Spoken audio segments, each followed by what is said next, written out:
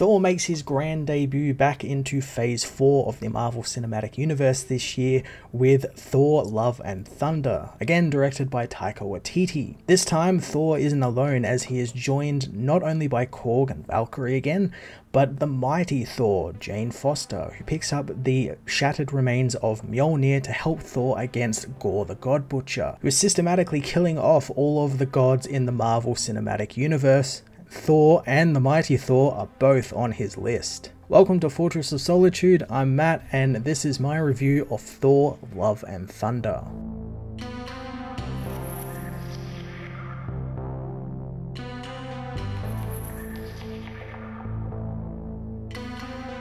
So Thor Love and Thunder has quite a bit it needs to get through before we actually even get into the story it tries to tell. We've got to pick up with Thor with the Guardians and what he's doing with them. What is Valkyrie up to as King of Asgard in New Asgard in Tromsburg? What is Jane up to? We haven't seen Jane properly since Thor 2, so it's been a long time since we've seen some of these characters. The movie clocks in at just under 2 hours, which to me was really strange, since I know Marvel isn't used to having movies that are really short. Usually they're quite long, and they're not afraid to do long movies, as evidenced by No Way Home and Endgame. So for it to come in shorter than even Ragnarok, what Ragnarok is I think about 11 or 12 minutes longer, is really strange. And that's where the problems with this film begin, because it's so short, there's a lot to get through and it just barrels straight through all of this. There's all the stuff with Jane and where Thor is with the Guardians, Valkyrie, Gorr. We have to introduce this new villain, learn his story, which does a pretty good job of doing. I think the movie would have benefited from probably about 15 to 20 more minutes just to let everything breathe, just because we go from one set piece to another and it's never stopping. And I think there's only one part in the movie where everything just kind of slows down for a second and our heroes can kind of take stock and catch up with one another, specifically Jane and Thor, who haven't seen each other in, as Thor puts it in the film, about 8 years, so there's a lot of catching up to do. Gorr the God Butcher in this film is obviously changed compared to his comic counterpart, but man, Christian Bale did an excellent job with the character and looks like he's having so much fun in the role. In the scenes we actually get to see him in, since he isn't really in the film all that much, and to me it seems like a lot of his stuff was cut, especially the God Butchering, which we never actually get to see properly. We see him kill his first god, but everything else after that is kind of just told to us and told that he's butchering all of these people, and it's a real shame we didn't get to see any of it, because he, as I said, he's just having so much fun and he's funny in some parts and downright menacing in others. And his initial story is mainly kept the same. It's streamlined for time since the film is under 2 hours, and we do see him get the Necro Sword and he kills that first god and his daughter dies instead of his son, but it's all relatively how it is in the comics, more or less. His endgame as well is left rather vague until, you know, halfway through the second act plot near the third act, where it's revealed that he wants to get to eternity in order to wish away all of the gods in the universe, which is a pretty big departure from the comics and probably the biggest departure in his character, where in the comics he wants to build a god bomb made from dead planets to kill gods with. But again, I think it was all streamlined for efficiency purposes. The parallels between Gorr and Jane were great though, and I liked how Mjolnir was helping heal Jane while the Necro Sword was actively killing Gorr the more he used it, and both had this sort of race against time where they need to fulfill their missions before they die. In terms of supporting cast, Valkyrie and Korg both return in roles not too different from their Ragnarok roles. Valkyrie's is obviously now as King of Asgard, and she just longs for adventures and hates all of the meetings and making TV ads to promote New Asgard as a tourist attraction, so she just wants to jump into battle, and she jumps at the chance to help join Thor. But I felt she was quite underutilized, and she's only in a handful of scenes before being taken out by Gorr. She isn't killed, but she's just taken off the field. Korg again was just the comedic element, but in a film where all of the characters have funny moments, his don't really stand out as much as they did in Ragnarok. In Ragnarok he was really funny. I love that piss off ghost joke and the pulling the hammer off part, but here in this film there isn't one of those moments, and he's just rattling off one-liners and small jokes here and there, and and just it feels like it's just Taika working through material that he was going to use in some film and never got the chance to, and he's just seeing, okay, what works here and what doesn't, and just had to kind of put something there as a joke, and it kind of weighed me down a little bit. I didn't like Korg as much as I did in Ragnarok.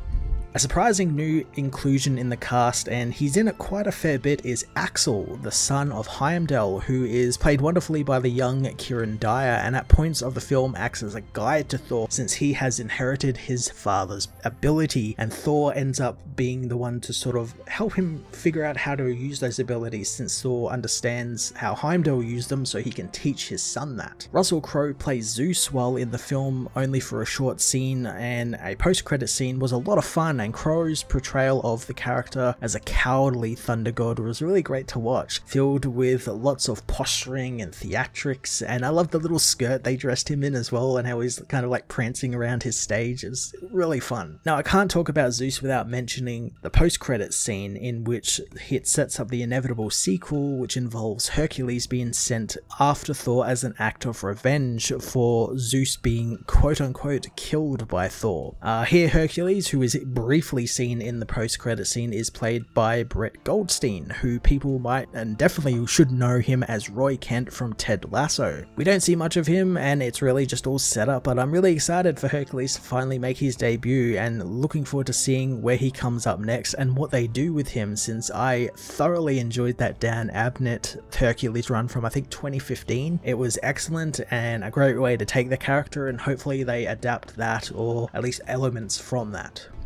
Another character that I thoroughly enjoyed throughout the film was the music, which, like in Ragnarok, is a huge part of the movie and the movie's identity. This time we get Guns N' Roses, Dio, Enya, and many more fantastic songs throughout the film, on top of Michael Giacchino's score, which takes elements from all of those songs and puts them through a Viking mead hall, really playing up the 1980s space Viking aesthetic, and the music sounds like a audio version of like the side of a painted van with like one of those really cool murals that you'd see in the 1980s, and it's just fantastic. Everything about the music in this film is just top notch. I have no problems with it.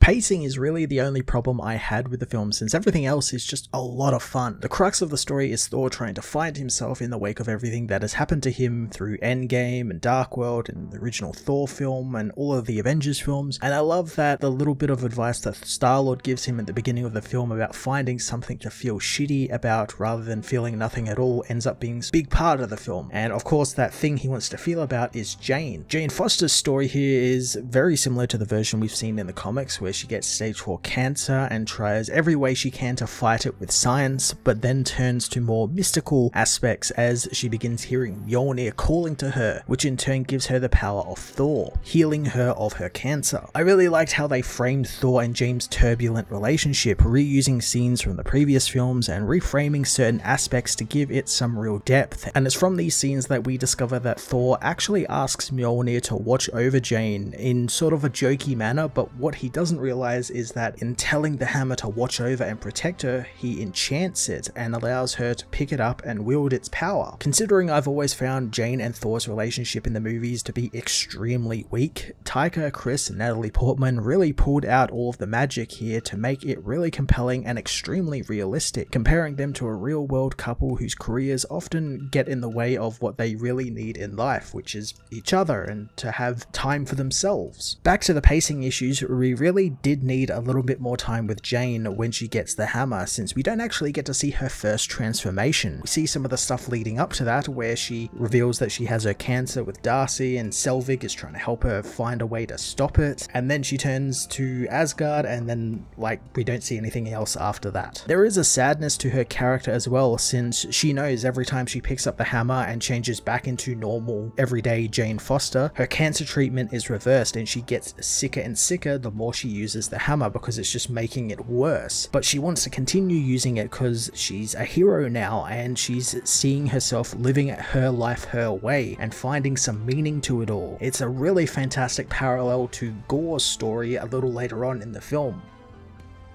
The ending of the film is an interesting inverse of Ragnarok's, where in that film everything was destroyed, Thor was left aimless and with nothing, but this time he's left with a purpose, but it's not without sadness, as Jane does indeed die from her cancer after giving up the hammer, and Gorr, while also defeated, ends up making a wish at eternity, but it's not the one everyone thinks he's going to make, and thanks to Thor and Jane's actions and seeing that Thor can give up the fight to be with the ones he loves, he ends up wishing that his daughter would come back to life as the embodiment of love, who is then left in the care of Thor after Jane and Gorr both die. It's a fantastic ending to Thor, since throughout the movie we see Thor ponder about having a family and children and how now he gets to have that happy ending after everything he has been through. It also allows the movie to end with a fantastic coda that reveals the true meaning of the Love and Thunder subtitle. Jane, since dying in battle, gets to go to Valhalla, and in the post-credit scene after the Hercules one we see her there with Heimdall, obviously setting her up for her role as Valkyrie, which she is in the comics at the moment, or possibly leaving it in a place where they can do something else with the character. It's not a closed book for Natalie Portman, who might want to come back, she might not. Thor Love and Thunder was another really fun Thor adventure from Taika Waititi and his cast and crew, expanding some of the stuff that was really cool in Ragnarok, but also kind of failing in some other aspects, and while adding new aspects to Thor's character throughout this movie, pacing issues really hold the movie back from being the perfect continuation of Thor's journey through the MCU through Taika Waititi's vision. I'm going to give Thor Love and Thunder a 7.5 out of 10.